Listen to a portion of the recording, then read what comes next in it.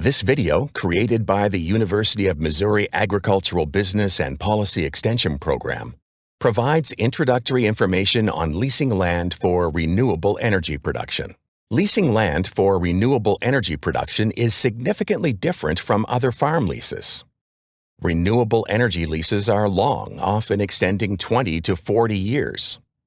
Lease rates are significantly higher, making them more attractive to landlords.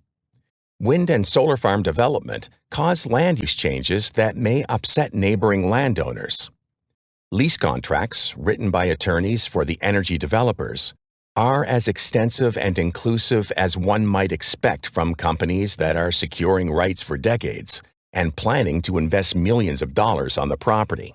Leasing land for farming may occur anywhere in Missouri. In contrast, leasing land for renewable energy development is likely only to occur at specific sites. For wind farms, those sites are windy ridges near existing transmission capacity.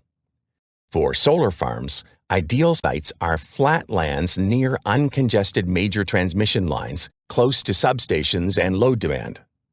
This map shows the electricity transmission network in Missouri.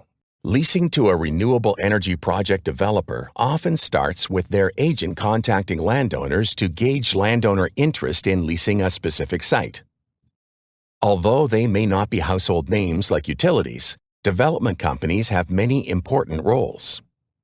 If the project is built, development companies may eventually sell the project to a utility or another investment company, or continue to own it. For these reasons, landowners should understand that they may be dealing with different tenant companies in the future. Carefully reviewed written contracts are critical. There are 3 common lease documents. The first document a developer may ask the landowner to sign is a letter of intent.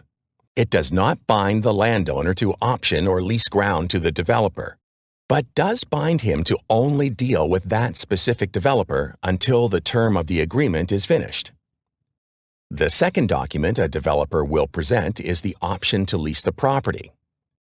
Before signing this document, the landowner will want it carefully reviewed by an attorney experienced in renewable energy contracts. Finally, the lease or purchase agreement details all the lease terms.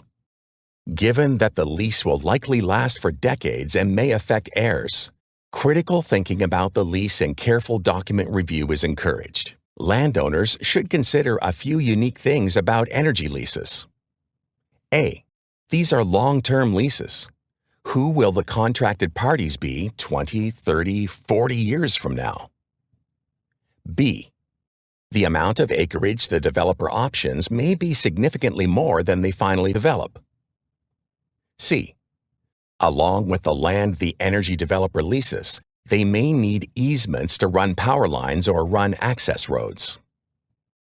D. Leases could exclude you from field access roads for large equipment. Pay careful attention to maps. E.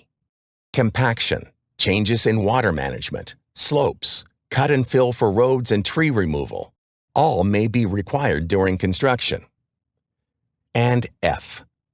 Finally, do the contracts assure a removal bond is in place for the end of the contract or in case the company fails during the life of the contract? For lenders, there are 2 major questions if a borrower decides to lease land for wind or solar development. First, how will this impact the farm's cash flow and repayment capacity now and for the life of the loan?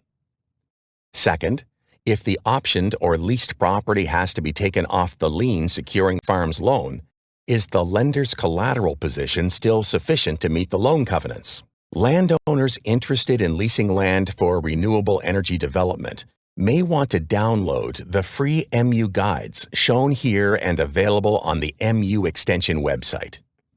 The guides introduce the issues involved and contain links to additional information, much of it from states that have more extensive wind and solar development. Farm operators that are considering leasing parts of their owned land to energy development companies typically need to consider these 4 issues. A. Will our finances be improved or harmed? Usually lease income helps finances, but be sure to think through possible impacts, especially if the farm is operated as a business entity separate from the landowning entity? B. How will this impact our capacity to lease or buy land in the area? C. How is this lease going to impact the older generation and the younger generation? And D. What will our neighbors think? This map shows the annual additions of electricity generating capacity across the U.S. in 2021. Renewable energy leasing conversations are happening all across U.S. farm country and beyond.